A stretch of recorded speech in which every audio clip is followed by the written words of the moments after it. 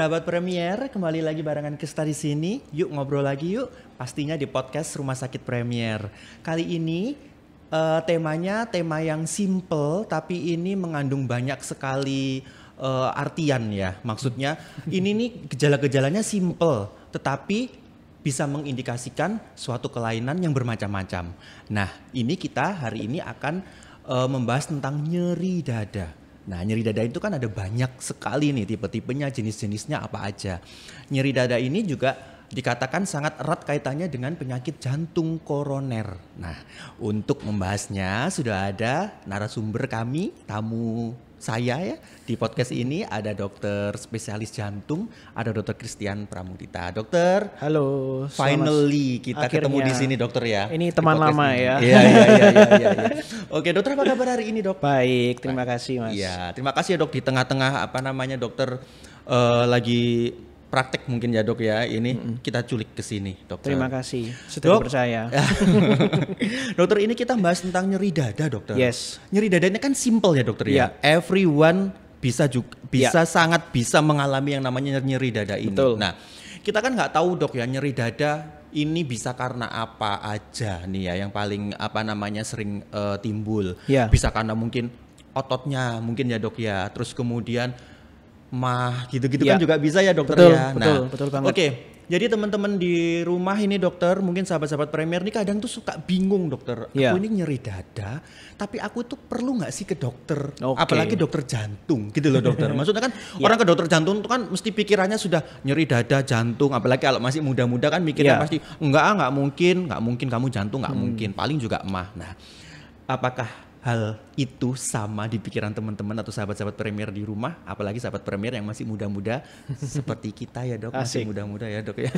Oke, baik, silakan dokter dijelaskan ini apa sih dok, nyeri dada ini gimana dokter? Nyeri dada itu adalah satu sensasi yang dirasakan, bisa di daerah dada, kadang-kadang ada yang menjalar ke ulu hati, kadang-kadang ada yang menjalar ke bahu, ke punggung, ke leher dan sebagainya. Dan itu bisa dirasakan oleh semua usia, mulai dari usia muda sampai usia tua. Jadi kalau saya bisa bicara usia muda ini berarti dewasa muda ya, bukan anak-anak ya kita ya. Saya batasi topiknya dewasa muda sampai usia tua. Nah, dan sensasi nyeri dada itu penyebabnya betul tadi yang disebutkan Mas Krista. Beda-beda ya dokter. Beda-beda. Kita over exercise, Mas ya, Krista. Betul. Sepedaan terus kan tempo hari, chest pain. Chest pain. Jadi ternyata dari rekaman jantungnya aman, jadi ya most likely memang dari otot. Jadi bisa memang kelainan nyeri dada itu bisa disebutkan dari otot. Bisa adanya asam lambung yang naik, gitu itu ya, juga atau sering ya dokter atau ya. GERD biasanya. Dan memang yang paling kita takutkan itu terjadinya pada orang, yang paling kita takutkan itu terjadinya namanya sakit jantung koroner.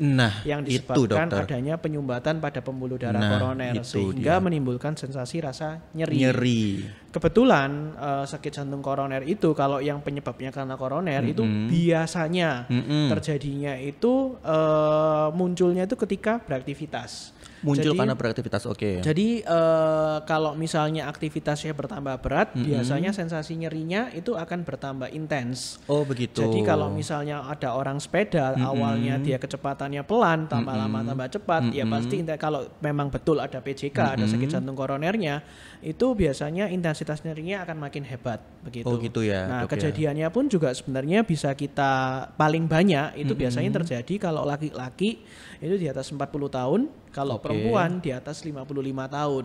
Itu biasanya memang kalau ada nyeri dada yang paling kita takutkan ada sakit jantung koroner. Apakah usia muda bisa terkena sakit jantung koroner? Ya bisa, cuman memang kejadiannya tidak sebanyak kalau di atas usia 40 tahun gitu. Jadi memang kalau disarankan medical check up dilakukan laki-laki usia 40 tahun, kalau perempuan di atas 55 tahun sebaiknya mulai rutin untuk medical check up. At least 1 tahun ya dokter ya? Paling tidak kita lakukan setahun sekali kalau tidak ada gejala ya. Gitu. Sahabat Premier, itu tadi.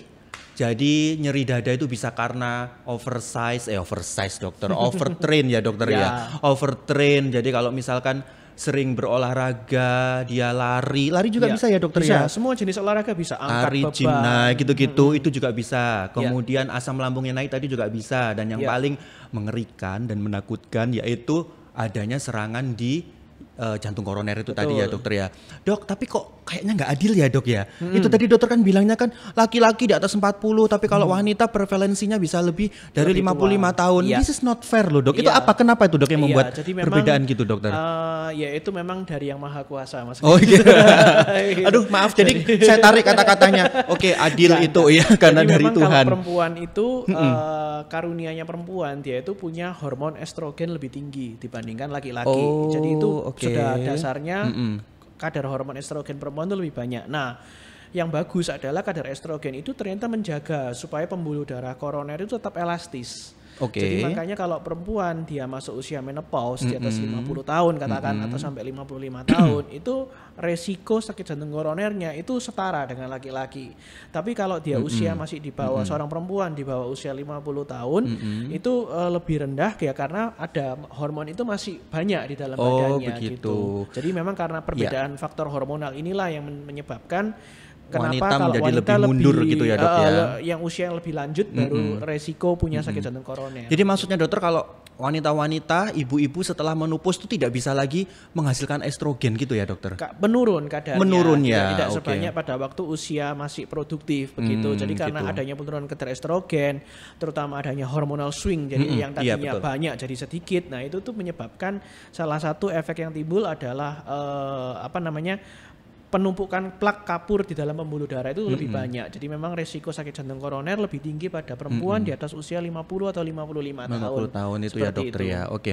Atau mungkin tergantung dari seberapa pada usia berapa mereka itu menopause ya dokter ya. Iya, Bisa kan ada betul. naik turunnya gitu karena ya. kan nggak sama setiap orang. Ada yang 47 sudah Iya, mulai, tapi ada mungkin yang rata-ratanya 50, segitu ya, dokter tapi ya. kita ambil 50 begitu ya Oh, sampai oke. ya menopause itu kan biasanya 55 itu biasanya sudah menopause kayak Iya. gitu. Oke dokter, ini sambil saya baca ya dokter ya, saya Oke. tuh menemukan suatu ini ya dok, seperti pernyataan gitu ya dok ya. Iya. Nyeri dada bukanlah sebuah kondisi, namun gejala dari berbagai penyakit. Betul. Mulai dari yang ringan hingga yang mengancam jiwa seseorang. Iya. Nah, seperti apa sih dok ini? Betul nggak sih dok kira-kira ini Iya. mitos atau fakta ini dok? Itu fakta sih. Fakta ya, sebenarnya, dokter gitu. ya? Jadi memang nyeri dada itu tidak melulu karena sakit jantung koroner seperti tadi sudah kita cerita di awal. Jadi dia bisa karena nyeri otot. Kalau nyeri otot sih ya istirahat Iya. atau kalau sampai diperlukan minum painkiller gitu Oke. juga akan membaik. Tapi terus kadang-kadang ada yang reflux, ada yang asam lambungnya naik seperti itu. Itu juga bisa menimbulkan sensasi heartburn biasanya, lebih ke Oke. terasa panas, perih di daerah dada terutama karena asam lambung. Dia kan Iya. acid apapun juga. Jadi menyebabkan adanya iritasi, menyebabkan rasa nyeri. Iya. Nah, yang paling kita nggak seneng itu kalau kita ternyata Larinya ke sana ya dok larinya ya? ke arah penyumbatan. Iya, Jadi itu. adanya penyumbatan jantung koroner itu sensasi yang timbul tuh nyeri. Nah, itu yang kalau kejadiannya akut atau yang kejadiannya mendadak itu yang berbahaya. Oke. Jadi dia bisa menyebabkan penyumbatan yang total pada pembuluh darah dan itu bisa menyebabkan gangguan irama jantung, bisa menyebabkan kematian gitu. Oh, Mungkin begitu. teman-teman sobat premier pernah dengar ada cerita ada orang ke kamar mandi, Iya. mengedan, nggak sengaja tiba-tiba sudah ditemukan nggak sadar. Ya, itu mungkin kejadiannya Mungkin seperti itu ya dok ya. Atau mungkin Iya. di berita-berita gitu mungkin ada yang tiba-tiba mobil mogok, Iya, diklaksonin atau- tin dari atau belakang, beberapa enggak tiba-tiba. waktu yang lalu ada artis gitu ya, suaminya habis olahraga Iya. malam tiba-tiba tidak ada. Padahal kan kita mikirnya Iya. olahraga itu kan mesti Betul, sehat ya dokter ya, betul, tapi betul. gitu-gitu. Atau mungkin sudah lama bertahun-tahun yang lalu ada seorang artis laki-laki atletis ganteng masih muda 40 tahun habis futsal sepak bola Langsung ini ya nyetir dokter mobil ya. sampai rumah kolaps terus meninggal, yaitu kemungkinan ya serangan jantung seperti Serangan itu. jantung. Iya. Dokter, kalau yang misalkan kita pada kasus-kasus artis-artis itu tadi ya dokter ya, Iya. atau mungkin bisa terjadi sama siapapun ya dok ya. Yes. Gitu tuh kalau misalkan bisa sampai langsung tiba-tiba sudden death, kita Iya. menyebutnya sudden death gitu ya dok, Betul. tiba-tiba meninggal. Gitu apa sih si penderitanya ini sebelumnya tidak merasakan sesuatu ya dok? Nah, itu yang enggak enak. Nah. Jadi kalau misalnya kita tidak pernah ada apa-apa, itu berarti kejadiannya sifatnya akut yang berbahaya Gitu. dan mengancam nyawa dan itu memang bisa menyebabkan kematian Yang seketika mendadak. Oh, iya, atau kita iya, bilang iya. sudden death. Tapi kalau misalnya kita sudah ada warning, ada alarm kita bunyi gitu ya, atau kita merasa kok kalau saya aktivitas berjalan 100 meter kok nggak enak ya dadanya. Nah, itu sebaiknya segera diperiksakan karena kalau misalnya ditunda, takutnya itu plak yang ada itu semakin menebal dan itu bisa menyebabkan berhentinya aliran jantung akibat tersumbat, sehingga ya itu tadi yang paling kita takutkan secara mendadak itu tadi ya dokter. Kematian secara mendadak. Nah biasanya gejala awal yang dirasakan itu ada nyeri dada yang mungkin intensitasnya itu ringan gitu. Jadi pertama itu biasanya dirasakan tuh kram-kram dulu di dada, kok saya ini kayak kram ya, tapi saya istirahat hilang. Terus misalnya saya bekerja gitu, terus nanti kok saya minum obat gitu, ditaruh obat yang di bawah lidah begitu nitrat, hilang ya sudah, terus tidak kontrol. Nah itu yang itu sebenarnya sudah warning yang harus diperhatikan oleh sobat-sobat Premier sekalian. Kalau sudah ada keluhan seperti itu, sebaiknya jangan ditunda untuk dilakukan pemeriksaan. Bagus kalau nggak ada. Nah kalau misalnya ada, penanganan yang lebih awal itu akan memberikan hasil yang pasti lebih baik juga. Gitu. Jadi begitu sahabat Premier semuanya, jadi awareness pada diri sendiri itu penting banget ya dokter ya. Jadi kalau misalkan ada apa sedikit langsung ke sana gitu-gitu ya dokter ya. Terus nih dok, misalkan nih teman-teman nih ya kayak tadi ya dok ya, tiba-tiba dadanya sakit nih. Terus kemudian dia nyeri dada, kok dada saya ngerasa nggak enak. Dia datang ke UGD, biasanya kan gitu ya dok ya, unit emergensi terdekat gitu-gitu. Kira-kira kalau dalam studi ilmu kedokteran jantung itu mereka bakalan diapain sih dok? Ini juga sih yang bagus ya ini gitu. Jadi kalau Anda tadi misalnya laki-laki usia 40 tahun atau perempuan di atas usia 50 tahun mengeluh nyeri dada, sebaiknya memang kalau urgent nyerinya dirasa berat, sebaiknya segera lari ke rumah sakit terdekat untuk diperiksa di IGD. Nah biasanya yang kita lakukan di IGD itu adalah pemeriksaan EKG. EKG itu adalah satu pemeriksaan rekam jantung. Itu di semua rumah sakit itu ada gitu. Di semua fasilitas kesehatan ada ya dokter ya? Ada, karena EKG itu adalah satu pemeriksaan yang sudah menjadi kutip wajib harus ada screening awal gitu ya dok ya. Jadi rekaman jantung atau EKG itu biasanya dapat digunakan untuk mendeteksi apakah ada sumbatan atau tidak gitu. Dan dari situ nanti bisa diputuskan pasiennya kira-kira ini bisa rawat jalan atau butuh rawat inap atau butuh tindakan lebih lanjut. Itu pemeriksaan yang pertama. Pemeriksaan yang kedua yang bisa kita lakukan di sini adalah pemeriksaan namanya enzim jantung. Jadi pemeriksaan lab gitu ya. Jadi pemeriksaan lab, kita cek kadar pemeriksaan enzim jantungnya. Kalau ada peningkatan kadar enzim jantung, itu dapat menunjukkan adanya indikasi bahwa pasien tersebut sedang terkena serangan jantung. Bagusnya di kita di Premier Surabaya itu kita punya pemeriksaan toolsnya itu cepat, jadi rapid. Jadi darah diambil, kemudian dalam waktu 30 menit, 40 menit, nggak sampai 1 jam hasil itu bisa keluar. Jadi kita di sini bisa cepat dalam mendiagnosa apakah pasien ini terkena serangan jantung atau tidak, seperti itu. Karena memang kalau nggak cepat juga kan mestinya kalau memang harusnya cepat ya dok ya. Cuman kalau misalkan nggak cepat ya kan namanya juga gawat darurat itu tadi ya dokter jadi ya. Kalau di kelainan jantung itu ada satu slogan, time is muscle gitu. Jadi berarti kalau kita bisa melakukan intervensi atau kita bisa melakukan tindakan lebih awal, as early as possible, itu akan memberikan outcome yang lebih baik untuk pasien tersebut juga. Gitu. Baik. Jadi begitu, jangan ragu-ragu untuk datang atau ngunjungin ke IGD terdekat apabila teman-teman itu merasa bahwa ada sesuatu di dadanya, kok dada saya kerasa nggak enak, kayak ketarik-ketarik gitu. Apalagi bener nggak sih dok kalau ada seperti ini? Apalagi kalau si penderitanya itu sebelum-sebelumnya tidak ada atau tidak pernah punya riwayat misalkan kayak asam lambung atau apa gitu-gitu ya dok ya. Gitu-gitu. Oke, teman-teman, jadi jangan takut seperti itu, walaupun sebenarnya juga takut sih dokter. Pasti teman-teman juga pasti takut kan yo. Nanti dengan makanya takut kan dengan kondisi itu ya dokter ya. Tiba-tiba datang takut hasilnya ini apa gitu-gitu ya dokter ya. Jadi itu di Premier, di IGD Premier sudah tersedia semua ya dokter ya. Oke, sekarang katakanlah pasien datang nih, dok.